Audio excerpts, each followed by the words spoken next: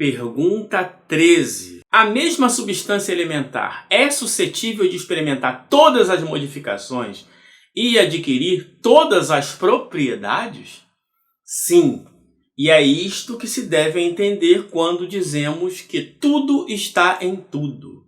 E aí vem o comentário de Kardec. O oxigênio, o hidrogênio, o nitrogênio, o carbono e todos os corpos que consideramos simples são meras modificações da substância primitiva. Na impossibilidade que ainda temos de acharmos de retomar, a não ser pelo pensamento, esta matéria primária, esses corpos são para nós verdadeiros elementos e podemos, sem maiores consequências, tê-los como tais até nova ordem.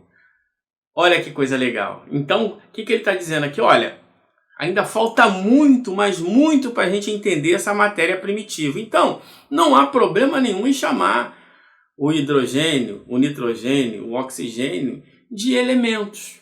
Por isso que é a tabela periódica dos elementos. Já estamos caminhando para as estruturas dentro do núcleo do átomo.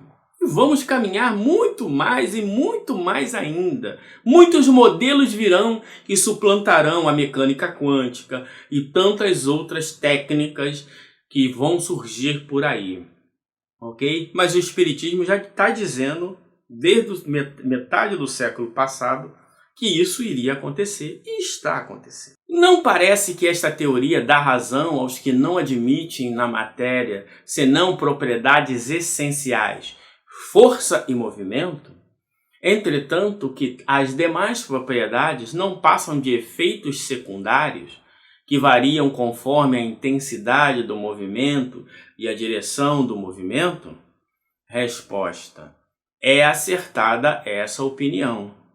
Falta somente acrescentar, e conforme a disposição das moléculas, como mostra, por exemplo, um corpo opaco pode tornar-se transparente e vice-versa. Por exemplo, se a gente pegar aí grafita e diamante, os dois são formados de carbono. O que muda a disposição, a estrutura, a geometria daquele composto. Os dois são formados de carbono. Então, é o que ele está dizendo ali e é o que a ciência comprovou. Então, nós vamos ver mais para frente, e tem a ver até com a pergunta 33, né, que nós estamos estudando também, aqui na 33A, que todos os elementos estão ligados. E nós vamos ver isso. Então, quando ele fala lá de força, vamos pegar, por exemplo, um modelo atual. É modelo. Todo modelo, né, envelhece, surgem outros novos. Mas vamos pegar esse modelo aqui da mecânica quântica de campos.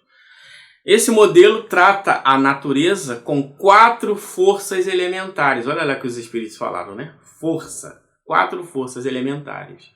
Quais são essas? Força forte, força fraca, força eletromagnética e a força gravitacional. Em que, para eles, existem 4 campos, ok, que dão origem a essas forças.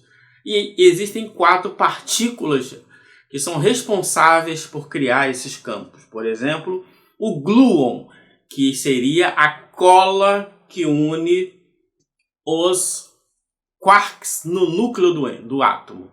Então, como são, imagina, né? Nós aprendemos lá na Tieteteia que cargas iguais se repelem. Então, vários prótons positivos juntos, como é que eles iam ficar ali? Como a força forte é muito, muito, muito, muito mais forte que a força eletromagnética, que tende a afastá-lo, eles permanecem unidos.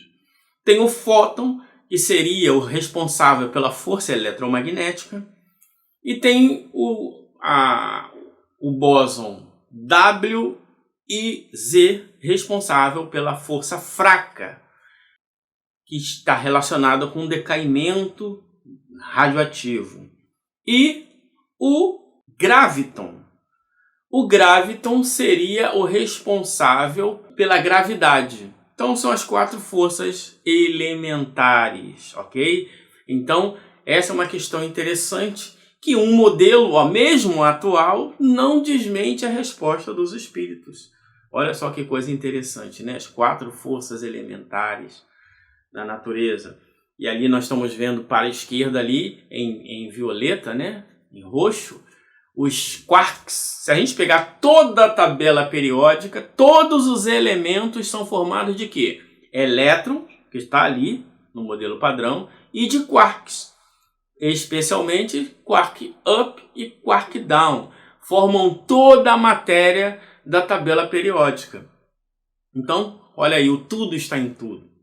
Mesmo sabendo que nós vamos avançar ao ponto de entender que esse quark ele já é resultado da modificação,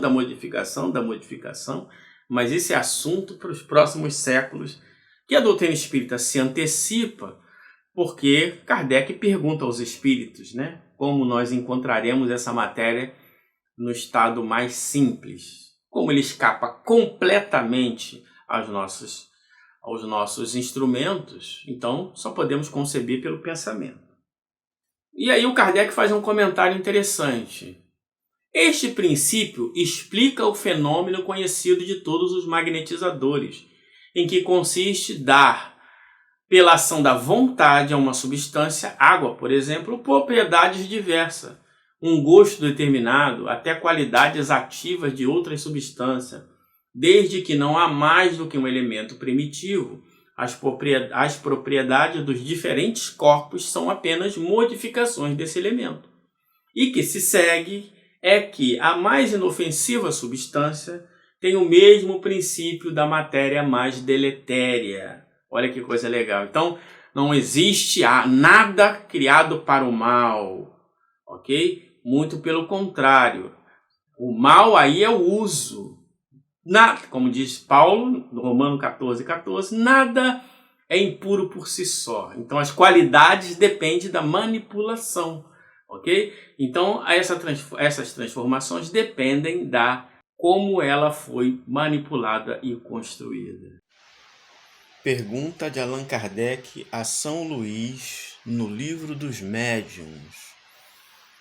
Em que estado o fluido universal se nos apresenta na sua maior simplicidade? Resposta: para o encontrarmos na sua simplicidade absoluta, precisamos ascender aos espíritos puros. No vosso mundo, ele sempre se acha mais ou menos modificado para formar a matéria compacta que vos cerca. Então aqui fica claro que o fluido universal no estado mais simples, somente no mundo dos espíritos puros. Se levarmos em conta que estamos no mundo de provas e expiações, passaremos para o mundo de regeneração, depois para o mundo feliz, e aí depois a morada dos bem-aventurados, isso é, o mundo dos espíritos puros. Então temos muitos e muitos e muitos milênios ainda de avanços científicos para que a gente possa sequer cogitar sobre estas moléculas fundamentais citadas aqui nas perguntas do Livro dos Espíritos. Então é um caminho a percorrer, mas como nos ensina Kardec, não há mal nenhum em chamar essas que nós estamos estudando de fundamentais até segunda ordem. Assim como o termo átomo foi utilizado por Dalton em todo o século XIX e todo o século XX, e mesmo descobrindo que o que era átomo não era átomo, porque o não divisível ele tinha muitas partículas e subpartículas que nós sabemos hoje. Então não tem problema nenhum.